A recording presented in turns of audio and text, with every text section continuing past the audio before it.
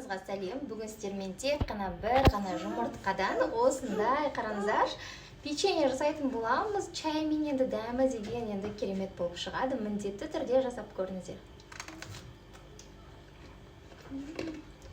Бізге керегі бір жұмыртқа, яғни егер сіздерде дәу болса, біреу салсаңыздар болады. Менде кішкентай болғаннан кейін екеу салып жатырмын. Жақсылап жарып аламыз. Үстіне 100 граммдай қантты 3-ке бөліп араластыратын боламыз.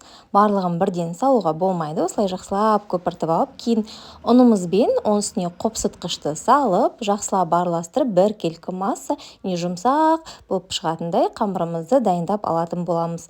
Қамырымыз осындай болып шығады.